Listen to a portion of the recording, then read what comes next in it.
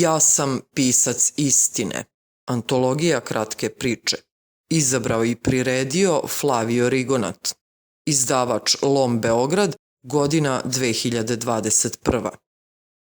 John Fante, 8. april 1909. 8. maj 1983. Američki pisac John Fante rođen je u Denveru, Colorado, u porodici italijanskih doseljenika. Počeo je da piše početkom 30-ih kada napušta koledž i odlazi u Los Angeles gde ostaje do kraja života. Prva pripovetka objavljena mu je 1932. i u periodu do 1936. napisao je skoro sve svoje kratke priče i novele, od kojih su neke objavljene u knjizi Dagored 1940. dok su mnoge ostale u rukopisu da bi se pojavile tek posle njegove smrti. Reč je o zbirkama The Wine of Youth, Vino mladosti 1985. i The Big Hunger, Velika glad 2000. godina. Fante je prvi svoj roman The Road to Los Angeles, Put za Los Angeles, napisao 1936. ali nije našao izdavača, pa je i taj rukopis, početak sage o Arturu Bandiniju, objavljen tek 1985. Već sredinom 30-ih radi kao scenarista u Hollywoodu, ali i dalje piše romane. Upoznaje ljubav svog života Joyce Smart, s kojom će se venčati 1937. i imati 4 dece. Objavljuje drugi deo sage, roman Čekaj do proleća Bandini 1938. a sledeće godine i treći deo, svoj najpoznatiji roman Ask the Dust, Upitaj prah.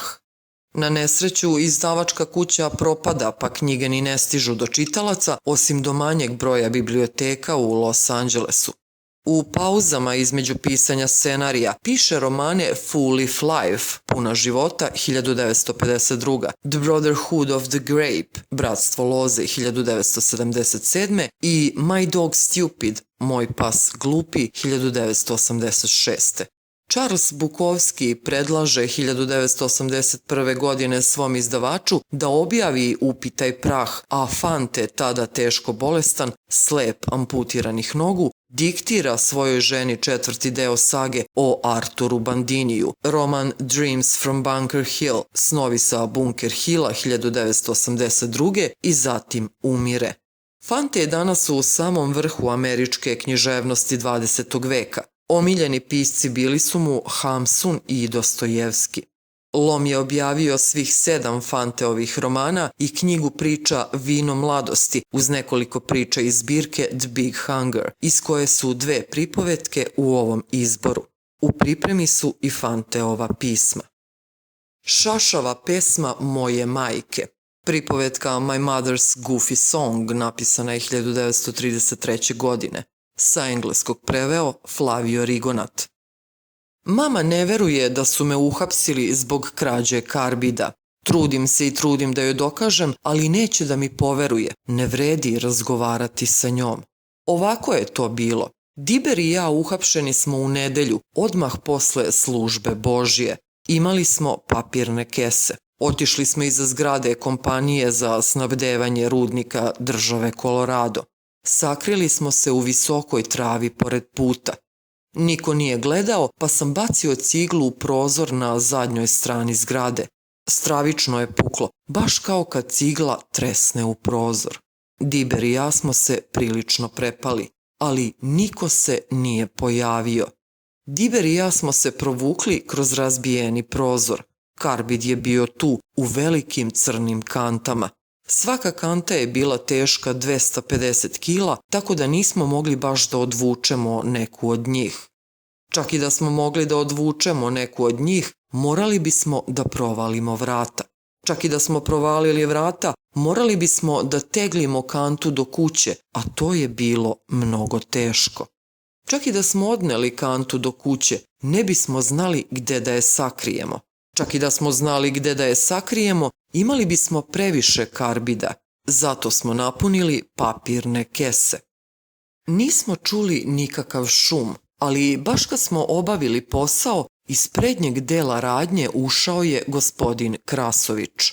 On nije bio neko od koga bi se čovek prepao, o ne, ni najmanje. Bio je samo vlasnik radnje, tek toliko.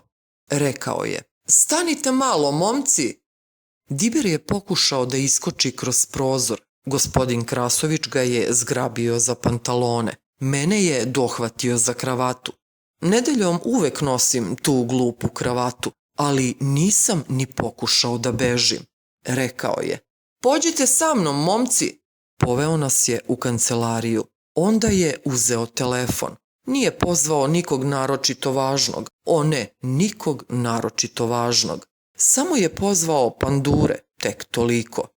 Spustio je slušalicu, obrnuo se na stolici i pogledao u mene i Dibera. Mislio je da je strašan. Diber je rekao: "Gospodine Krasoviću, ako nas pustite, obećavamo da nikada više nećemo krasti od vas." Gospodin Krasović je rekao: "Ne, momci, poslaću ja vas dvojicu na robiju." Ali takvom pričom nije mogao da zaplaši mene i Dibera. Diber i ja nismo tako glupi kao što mislite. Sedeo je tu kao da je bog i batina. Nama i onako nije trebao njegov stari karbid. Trebale su nam samo 2 kesice toga da izbijemo pampure iz flaša. Onda je gospodin Wagner, brzi pandur, stigao na svom motociklu. Aj, čim sam ga video, znao sam da sam pečen. On nije naročito važan, ne poznaje nikog naročito važnog. O ne, poznaje samo moga oca, tek toliko. I gospodin Wagner i moj otac članovi su Elksa. Kad je saznao šta se dogodilo, gospodin Wagner je rekao da će nas policija obojicu strpati na 15 godina robije. Izveo nas je do motocikla i naterao nas da sednemo u prikolicu. Plakao sam malo, sasvim malo. I Diber je, i to mnogo. I vi biste. Gospodin Wagner je dao gas i motocikl je krenuo. Gospodin Krasović je dreknuo za nama. "E pa, zbogom, momci, i srećno vam bilo." On je od onih vickastih tipova. Misli da je duhovit. Gospodin Wagner nas je vozio kroz grad do suda. Ljudi su samo blenuli u nas. Bilo mi je drago što sedim ispod Dibera. Nikome nije video. Diber mi je sedeo u krilu. Video ga je čitav grad. Mora da se osjećao veoma jadno. Gospodin Wagner nas je poveo niz stepenice i strpao nas u zatvor. Nismo ni pokušali da bežimo ili nešto. To je bio odličan zatvor. Niko nije nikada pobegao iz njega, mada je to jednom uspelo 3 lopova. Gospodin Wagner se popeo gore i telefonirao našim očevima. Rekao im je da odmah dođu. Dok smo Diber i ja čekali šta će da se desi, izvadili smo peroreze i urezali naša imena na zidu. Ako ikada uđete u taj zatvor, vidjet ćete naša imena. Samo pogledajte kraj prozora. Vidjet ćete kako je Diber urezao Kansas City Lennon. Ja sam urezao revolveraš iz Toskane, Mala smrt. Vrlo brzo u sud je došao Diberov otac. Bio je besan kao ris. Vikao je dok je silazio niz stepenice. Urlao je: "Gde je on? Gde je?" Mislio je na Dibera. Gospodin Wagner je otvorio vrata ćelije i gospodin Lennon je upao unutra. Jurio je Dibera po ćeliji. Prevalio ga je preko ležaja i tu ispred mene i gospodina Wagnera počastio je Dibera takvim batinama kakve nikad niko nije dobio, osim mene. Diber mora da se osjećao veoma jadno, mislim, znate već. Onda je Diberov otac prestao da mlati Dibera i odveo ga kući. Odvukao ga je za uvo u stepenice. Čuo sam Dibera kako se dernja kroz čitav hodnik, pa čak i kad su izašli ispred zgrade, pa čak i kad su prelazili ulicu. Diberu nije bilo lako, ali dobro je prošao. Posle nekog vremena niz stepenice je sišao moj otac. On nimalo nije žurio. Gospodin Wagner je otvorio vrata ćelije i otac je polako ušao. Rekao je: "Sad si znači i lopov, a?" Rekao sam: "Ne, tata, nisam namerno lopov." Rekao je: "Namerno? Boga mi, pokazat ću ja tebi šta je namerno." O, Diber je stvarno dobro prošao u odnosu na ono što sam ja dobio. O, moj otac me počastio kaišem. On nosi kaiš zato što voli da se šepuri. Mislim, čemu kaiš kad već imaš tregere? Po meni to je šepurenje. Moj otac me je još gore prebio. Jer ako mislite da zidari ne biju jako, samo im opipajte mišiće. Bridelo je i bridelo i bridelo. Pantalone su gorele kao peć. Kad se otac umorio od vitlanja kaišem, gurnuo me u ćošak i vratio kaiš na pantalone. Rekao je: kad stigneš kući, kaži majci šta si uradio, bitango mala. I ako ona ne ubije Boga u tebi, onda ću, kunem se, ja to uraditi. Već si to uradio, rekao sam. Onda ću, kunem se, opet to uraditi. Izašao sam iz zatvora, u stepenice i niz hodnik i napolje, pa niz stepenice ispred zgrade i preko ulice. Potrčao sam. Hteo sam da stignem kući pre oca kako bih od majke dobio svoje druge batine, jer ako ona to ne uradi, otac će me ponovo prebiti još gore od nje. To bi bilo 2:0 za njega, a ja bih radije primio 150 miliona batina od majke nego čak i pola jednih batina od oca. Ho, trebalo bi da vidite moju majku kad me bije. Ho, trebalo bi da je vidite. Ho, bije me kao neka mala slabašna devojčica i još misli da umirem od toga. Ja stenjem i pravim grimase, pa njoj već posle 2-3 udarca bude toliko žao da mora da prestane i ubrzo je ona ta koja plače, a ne ja. Potpuno sam ostao bez daha kad sam stigao do kuće.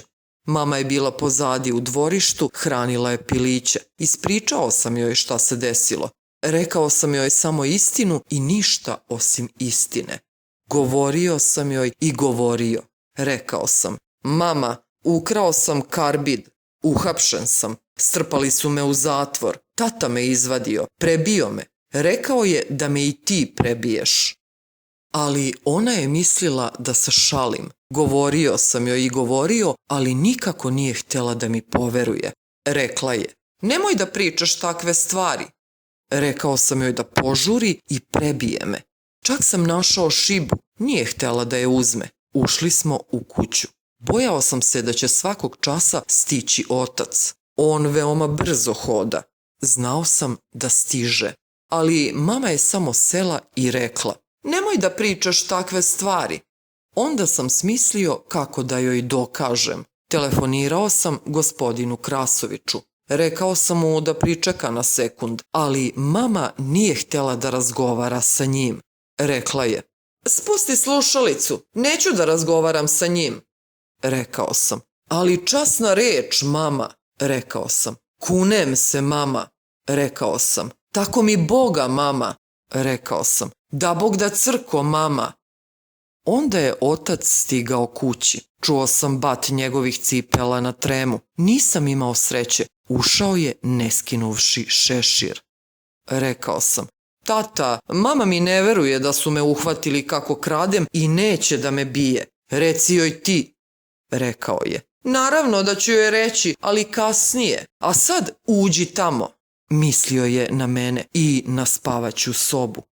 Ušao sam tamo. Ponovo sam ih dobio. Dobio sam stravične batine. Najgore koje sam ikad dobio u životu, osim kad sam razbio alobaksov prozor i onda kad sam šutnuo brata u glavu i onda kad sam ukrao maminu tašnu. Sve u svemu, bile su to baš gadne batine. Žarilo je i žarilo i žarilo. Onda me je otac bacio na krevet i otišao da razgovara sa mamom. Rekao je majci: čuo sam ga. Govorio joj je i govorio, ali ona nije htjela da mu poveruje. Rekla je da sam još previše mali da bih krao i da bi me hapsili. To je izludelo oca. Rekao je: Boga mu poljubim, ti ne znaš kakav je to đavo. A moj otac je u pravu, jer ja sam prilično nezgodan. Izašao je. Mama je ušla u spavaću sobu. Još sam plakao. Imao sam puno pravo da plačem, jer su to bile najgore batine u mom životu. Mama je uzela melem sa mentolom i spustila mi pantalone. I dalje mi nije verovala. Mentol je bio kao led, hladni led. Dok me je trljala, pokušavala je da me ubedi kako ja to nisam uradio, ali rekao sam joj da jesam, naravno. Rekla je, znam da nisi to uradio. Rekao sam, znam da jesam. Rekla je, hajde, reci da nisi. Rekao sam, ali ja to jesam uradio. Rekla je, o ne, nisi. Rekao sam, ali jesam. Rekla je, ne, nisi, ne možeš prevariti svoju majku. Rekao sam, ma đavola nisam, ako ne veruješ, idi do zatvora i pogledaj, idi tamo i vidjet ćeš da smo Diber i ja urezali naša imena na zid. Ali ona je samo zavrtela glavom, što je značilo da je i dalje mislila kako se šalim s njom. Otišla je iz sobe i onda sam je čuo u kuhinji. Pevala je. Moja mama uvek peva istu staru pesmu, a to baš i nije neka pesma. Odavno je znam, još od kad sam bio u prvom osnovne. To je Seljak u dolini. Ovako se peva Seljak u dolini. Seljak u dolini, seljak u dolini, haj ho, baš veselo, seljak u dolini. To je stvarno glupa pesma, ali ovako je moja mama pevala, a to je činilo vrlo šašavom pesmom. O, ja znam da nije, uradio on to nije, haj ho, baš veselo, uradio on to nije. Mislila je na mene. Mislila je da ja to nisam uradio, što je suludo, jer ja to jesam uradio. I ako joj treba dokaz, može slobodno da ode do zatvora i vidi moje i Diberovo ime urezano na zidu. Diber je urezao svoje. Kansas City Lennon. Ja sam urezao svoje. Revolveraš iz Toskane, mala smrt. Moje mi se više sviđa. Ja sam pisac istine. Pripovetka I am a writer of truth napisana je 1935. godine. Sa engleskog preveo Flavio Rigonat. Istina je često neprijatna, ali istina se mora reći. U ovom slučaju istina je da Jenny nije lepa devojka. Ona je žalosna heroina ove priče. Mala je i debela s faltama sala koje poskakuju na njoj. Njena glupost je van domena mog pera. U suštini, ona mi se gadi. Ne, to nije istina. Ne gadi mi se. Ali ona čini nešto što uopšte nije dobro. Ona me rastužuje. Kad razmišljam o njoj, obuzima me neka beznadežnost. Neko osjećanje da ništa ne mogu da učinim povodom nejednakosti muškaraca i žena. Ja ne mrzim Jenny, ali svakako prezirem sve iza čega ona stoji. A šta je to, zaista ne znam. Jedne večeri bez daha je utrčala u moju sobu raširenih ruku. Cičala je od ushićenja. Njene sive oči trijumfalno su se smejale i smejale. Okrenuo sam se od pisaće mašine i zamolio je za objašnjenje. Gledaj, rekla je, gledaj moju ruku, gledaj, dao mi ga je moj dečko. Bio je to ručni sat. Jenny, rekao sam, tako ti Boga, prekini više sa tim dečko. Odvratna mi je ta reč, mrzim je. Jennin dečko je tip po imenu Mike Schwartz.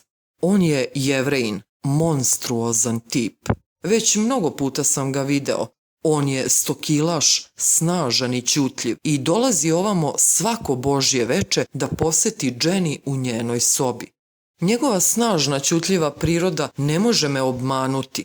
Ja lično nisam ni snažan ni ćutljiv, ali svestan sam da je ćutljiva priroda kod krupnih ljudi neprocenjiva. Kada se on na svoj ćutljiv način penje u stepenice, lako mogu da shvatim šta on želi od Jenny. Naravno da mogu. Svestan sam da ćutljiva priroda ima svoje prednosti. Što se tiče ručnog sata, Jenny je stenografkinja u kancelariji dole u centru Los Angelesa. Tog popodneva, rekla je, Mike Schwartz je došao tamo. Ćutljivo je došao veliki čovek koji nosi ručni sat u maloj kutiji.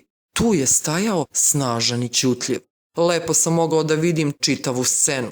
Mislim da je to monstruozno. Istina je da moram da se smejem kad pomislim na to. Mike Schwartz ju je pitao kako joj se sviđa sat. Sladak je, rekla je Jenny.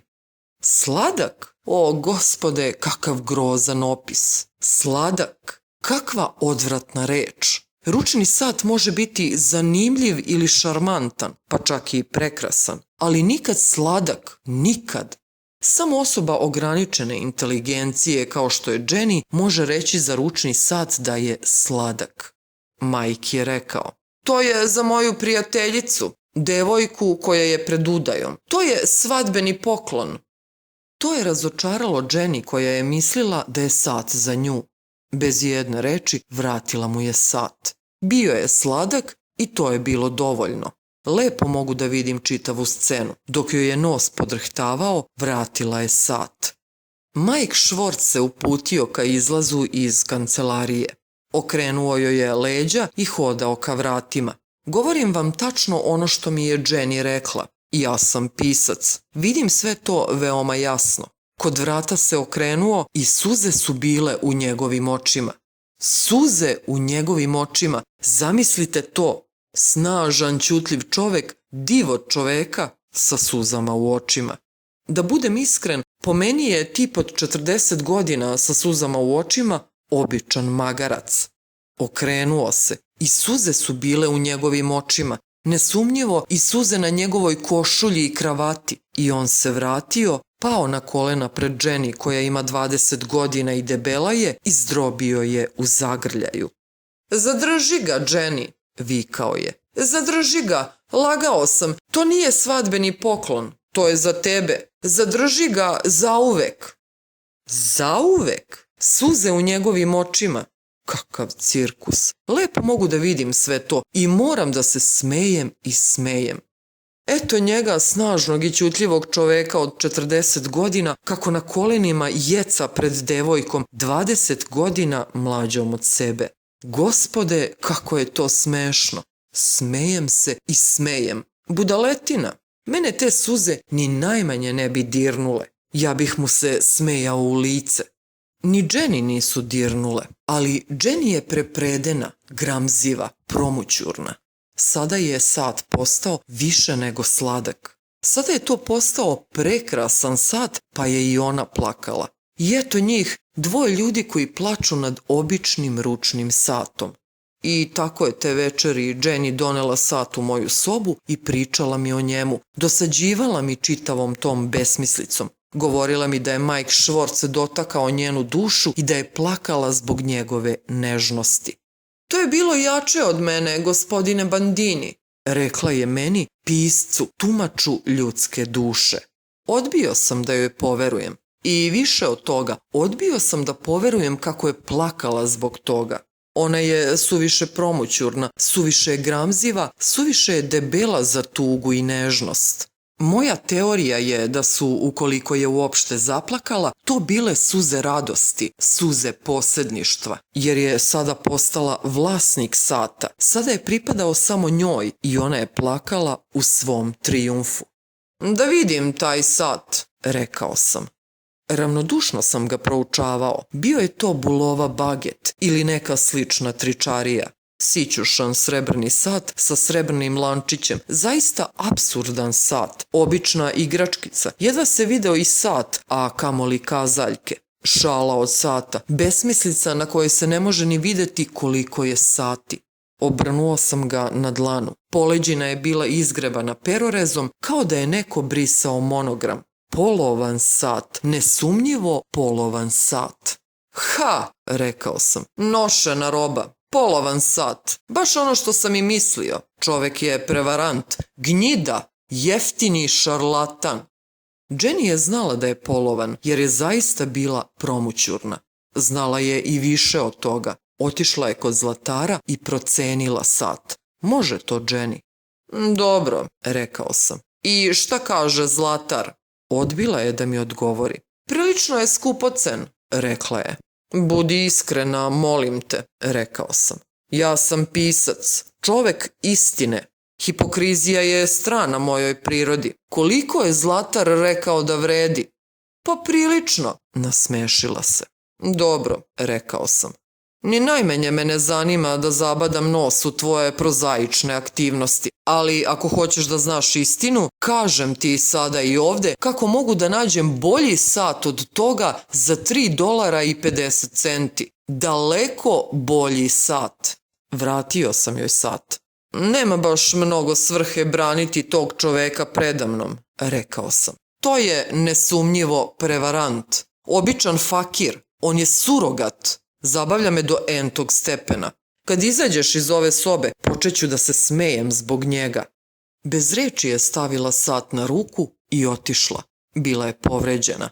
Sad ne nosi sat, nije ga ni nosila. Eno ga u njenoj komodi u maloj kutiji koju sam otkrio jedne noći kad sam preturao po njenim stvarima tražeći cigarete.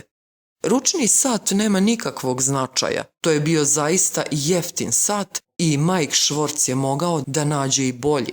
Ali Jenny koja dolazi u moju sobu i pita me šta mislim o njemu, eto sad nečeg što toliko toga znači. To otkriva njene sumnje. Običan pisac bi detaljno hvalio sat, izvrćući istinu. Ali ne i ja. Moje reči probadaju kao usijani noževi, jer ona duboko u srcu zna šta Mike Schwartz stvarno želi, a znam to i ja. Sat je bio mizeran izgovor, bedna uvreda. Ali sve se to mene nimalo ne tiče, niti me posebno zanima. Ničega nema između Jenny i mene.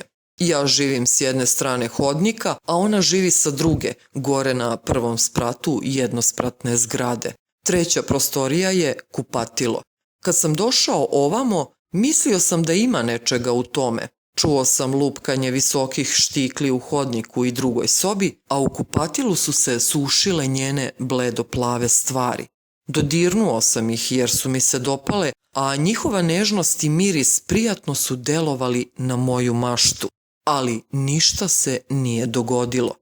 Kad sam začuo lupkanje visokih štikli, sedeo sam u svojoj sobi, uvek je to bilo uveče, i silovito sam kucao na pisaćoj mašini.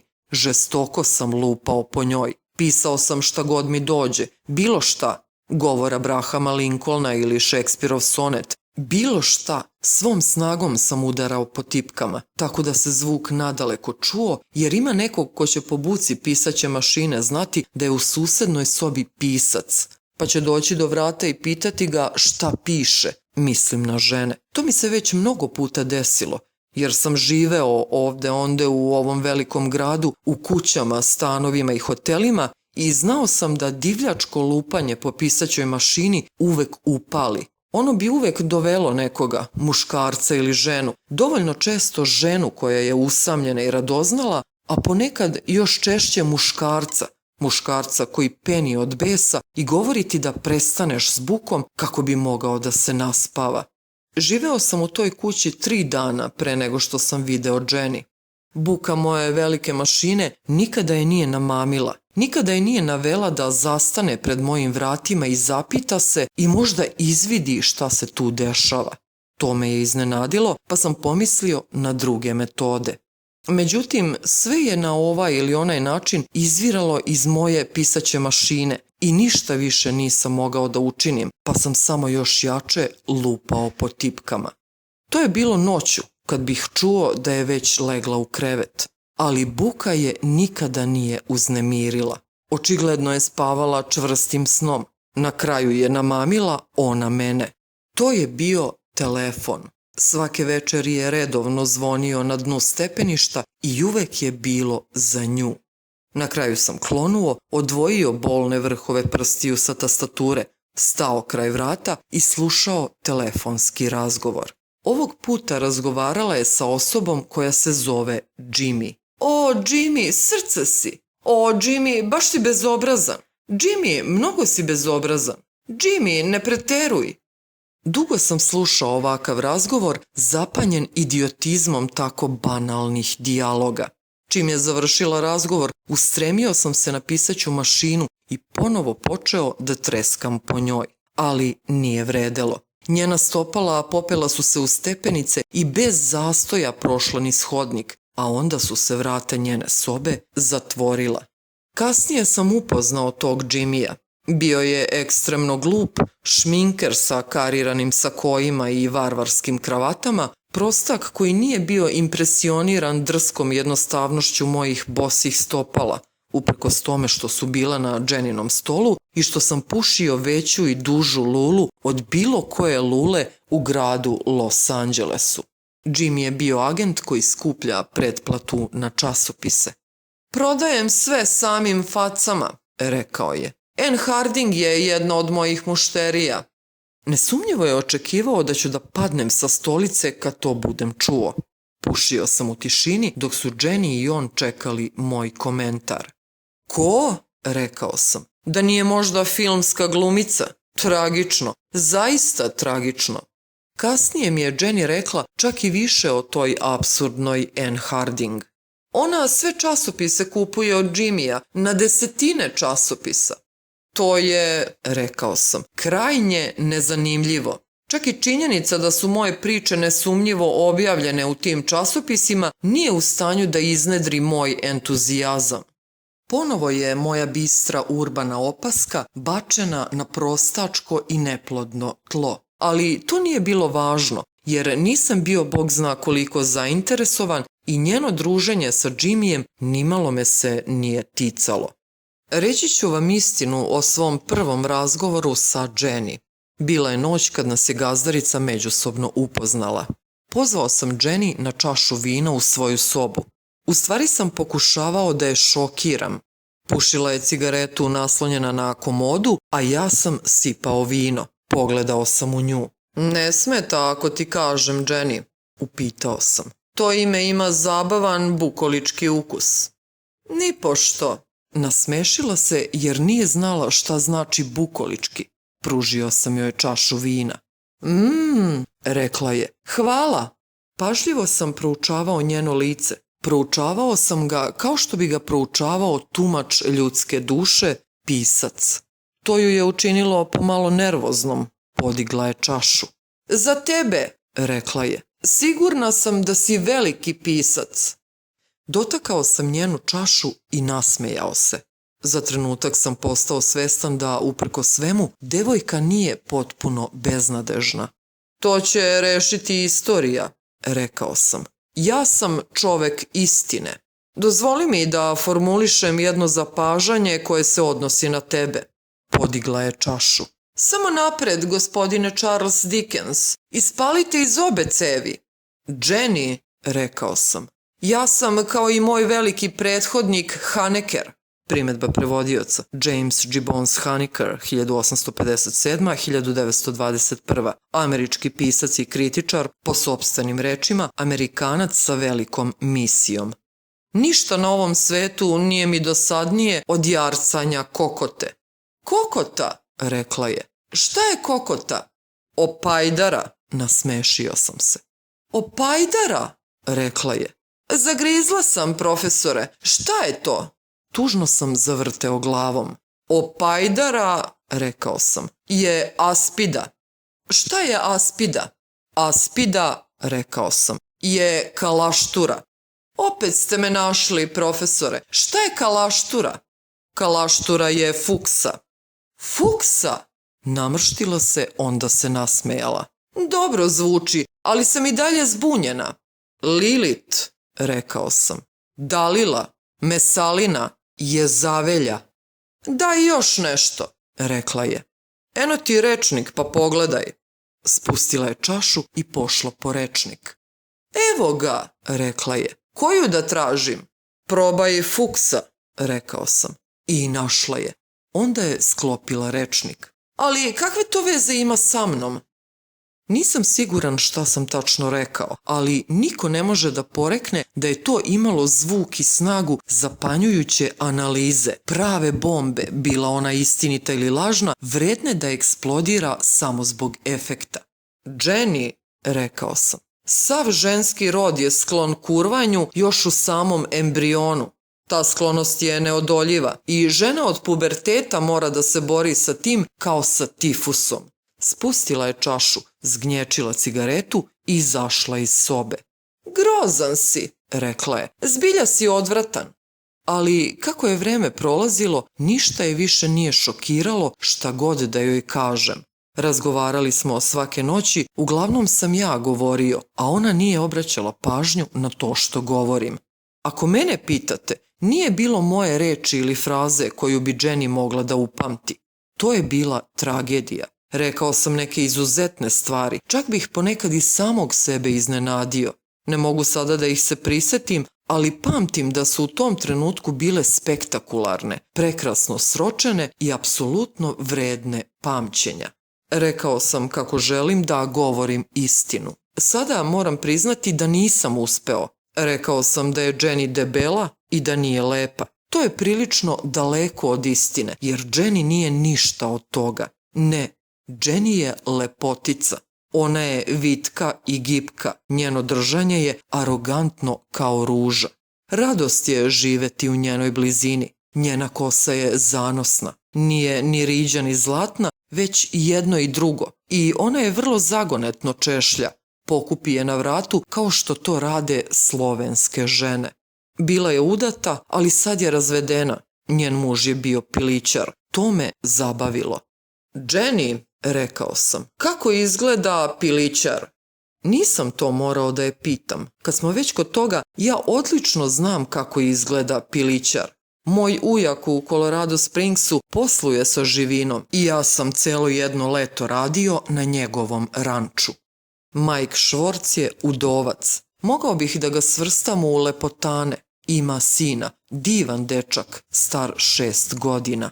Ponekad Mike dovodi dečaka ovamo da vidi Jenny.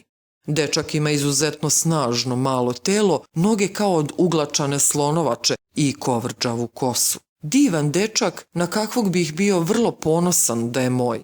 Veoma je bučan. Ponekad zaluta u moju sobu pa ga posadim pred pisaću mašinu i puštam ga da lupa po tipkama kao majmun. On uživa u tome. Divan dečak. Tragično je što je njegov otac toliko glup. Dečak je pokazao izrazit literarni talenat. Da je moj, napravio bih od njega književnog genija. Pobrinuo bih se da u 12. godini napiše i objavi autobiografiju. To bi bilo pravo remek delo i za to bih se pobrinuo. Ovako, dečak će nepobitno postati isti balvan kakav je i njegov otac. Čovek bez ikakve poezije u sebi, čovek koji pada na kolena i dere se kao magarac dok poklanja devojci parče metala. Jenny se uzbudi kada Schwartz dovede dečaka. To onda izgleda kao da će se Schwartz oženiti njom. Ona drži dečakovu fotografiju na komodi i obožava je. Meni je prilično muka od te fotografije. Kad god uđem u njenu sobu da pozajmim cigaretu, moram da trpim da mi je gura pod nos zajedno sa zbirkom dečakovih bistrih izreka. One su nesumnjivo bistre, ali to me uopšte ne zanima. Ja volim dečaka, divan je to dečak, ali dosadni su mi njegovi detinji epigrami, zaista me ne zanimaju. Mike Schwartz redovno dolazi da vidi Jenny. Svake večeri pred njegov dolazak, Jenny upada u moju sobu i pita me da li joj haljina dobro stoji, da li joj kosa lepo izgleda, da li mi se sviđaju ove ili one cipele. Mike Schwartz ima para, debele štosove novčanica u banci. On je vlasnik ciglane. I to nije sve. Ima kuću u Los Angelesu, vilu na Bel Airu, da ne pominjemo 2 Pakarda i Pontijaka. Jenny, rekao sam, on može da ima ciglanu i zamak na Bel Airu, ali ima li on dušu? Ima li on ikakvu dubinu? Ja sam ga pažljivo osmotrio i nisam uspeo da otkrijem ni trunku lepote u njegovoj prirodi. On je hladni, beskrvni, srebroljubivi, prizemni materijalista. Užasno je sladak, rekla je Jenny. To je savršeno besmislena procena. Ima li on ikakvu percepciju vrednijih stvari u životu, dubljih, trajnijih stvari? On je prosto sladak i tako krupan kakav je, umiljat je kao jagnje. Prevrnuo sam očima ka plafonu. Ah, Jenny, tvoja naivnost budi tugu u meni. Dođe mi da slepo odem u noć i plačem na visokom usamljenom brdu zbog ženske nesreće. Puka činjenica da je Schwartz umiljat ništa ne dokazuje. I krava je umiljata. Ono što hoću da kažem je, ima li on ikakve poezije u krvi? Nikada mi nije napisao nešto. Čovek je prevarant, zasmejava me. Ima poezije u sebi koliko i irigator stomaka. Mislim da je užasno sladak. To je zato što ima 2 Pakarda, Pontiac i kuću na Beleru. Samo se nasmešila jer nije čak ni slušala moju procenu čitave situacije. Da kažem istinu, ja nisam nikakav materijalista, ali voleo bih da kažem Jenny neke stvari. Voleo bih da joj kažem kako sam u svoje vreme bio vlasnik automobila. Bila su to prekrasna kola od blistavog čelika s pumpom za benzin visoke kompresije, nelomljivim staklima, spojlerima, reflektorskim farovima i vakumiranim gumama. Nemojte pogrešno da me shvatite. Govorim o Plymouthu da bih vam objasnio da sam živeo manje ili više životom tog Tikvana Švorca. Nije dugo trajalo jer je banka ubrzo okončala sve to. Ali nije mi teško palo jer sam se već umorio od toga, a postojala je hrpa novih priča koje sam hteo da napišem. Pa ipak bih voleo da imam sad taj auto iz jednog jedinog razloga. Jenny mi neprestano podnosi obimne izveštaje o bogatstvu majka Švorca. To me stvarno ne zanima. Ja sam samo filozofski nastrojena osoba. Pomalo sam veseo i pomalo sam tužan. Pa ipak, uprkos svemu tome, voleo bih da imam Plymoutha. Voleo bih da ga imam samo na sat vremena. Znam kako se to radi. Povezao bih jedne večeri Jenny u njemu. Najoholije moguće sedeo bih pored nje s rukama na volanu i ništa ne bih govorio, ni reč. Pustio bih Plymoutha da govori umesto mene. Vozili bismo se do Santa Monike i parkirali bismo auto na brdu gde se more susreće sa zvezdama. Ravnodušnim dodirom prsta pritisnuo bih dugme na instrument tabli i radio bi odgovorio iz trbuha mašine, emitujući kreketanje Binga Crosbya. Ostao bih snažan i ćutljiv i ništa ne bih radio. Ne bi bilo nikakve potrebe da kažem Jenny kako me njena kosa omamljuje, da je samo pogled u njene sive oči dovoljan da zaboravim bar na kratko prozu i sižea i slične zamorne stvari. Sve bi odradila mašina, ali samo na kratko, samo na sat vremena i bilo bi dovoljno. Plymouth i Bing Crosby dirnuli bi Jenny u dubinu duše i na kratko bi bilo dobro. Ubrzo bi mi sve to dosadilo, možda za sat vremena, pa bismo se odvezli natrag u grad. Kasnije bi Jenny pričala drugima da zna pisca sa Plymouthom. Ne običnog pisca, nego pisca sa Plymouthom. Mada bi to bilo sasvim nevažno.